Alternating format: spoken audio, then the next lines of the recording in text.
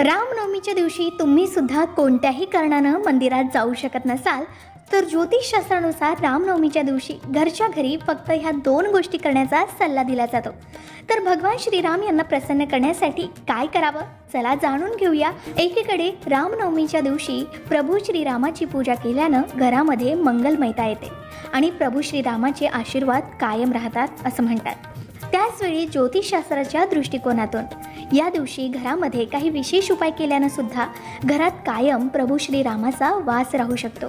घरातील नकारात्मकताही नष्ट होऊ शकते, सोबतच घरातील वास्तुदोष आणि ग्रहदोष दूर होऊन सुख समृद्धी येण्यास मदत मिळू शकते।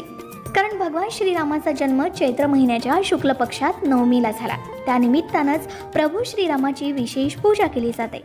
जर तुम्ही कोणत्याही कारणानं रामनवमीच्या दिवशी प्रभू श्रीरामाच्या मंदिरात जाऊ शकत नसाल तर सकाळीच आपल्या घरी स्नान करून भगवान श्रीरामासाठी ही 2 कामं नक्की केली जाऊ शकतात। त्यांच्या कृपेनं सर्व संकट दूर होऊन, दुःख दूर होऊन पापसुद्धा नष्ट होऊ शकतात।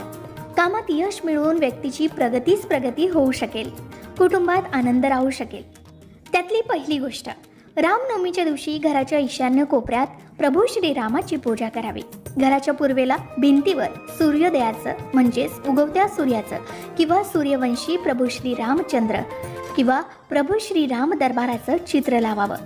यामुळे घरातील सकारात्मक ऊर्जा वाढण्यास मदत मिळते, तसेच आरोग्य देखील सुदृढ राहण्यास मदत मिळू शकते। दुसरी महत्त्वाची गोष्ट रामनवमीच्या दिवशी करायची आहे ती म्हणजे वास्तुदोषामुळे आपल्या घरात जर विघ्न येत असेल तर ते दूर करण्यासाठी या दिवशी एका पात्रात गंगाजल घेऊन पूर्वेकडे तोंड करून प्रभू श्रीरामाच्या संरक्षण मंत्राचा म्हणजेच ओम श्रीम ह्रीम क्लीम रामचंद्राय श्री नमः या मंत्राचा सुमारे 108 वेळा जप करावा। त्यानंतर या भांड्यात ठेवलेलं पाणी घराभोवती शिंपडून घ्यावं।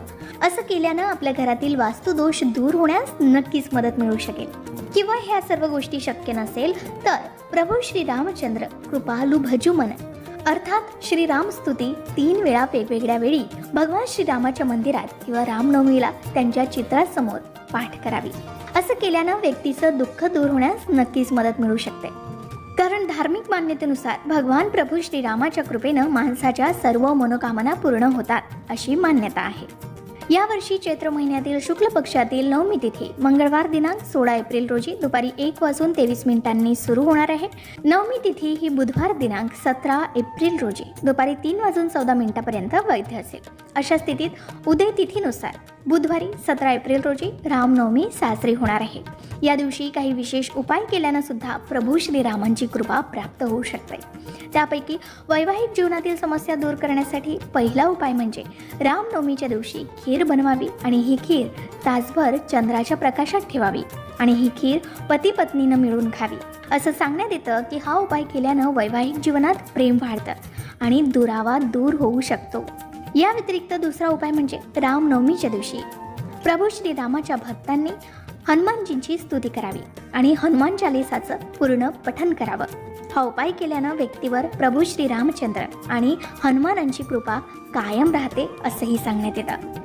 आता एकीकडे रामनवमीच्या दिवशी प्रभू श्रीरामाची पूजा केल्यानं घरामध्ये मंगलमयता येते, तर ज्योतिषशास्त्राच्या दृष्टिकोनातून या दिवशी घरामध्ये काही गोष्टींची स्थापना केल्यानं घरात सुखसमृद्धी कायम टिकून राहण्यास मदत मिळते।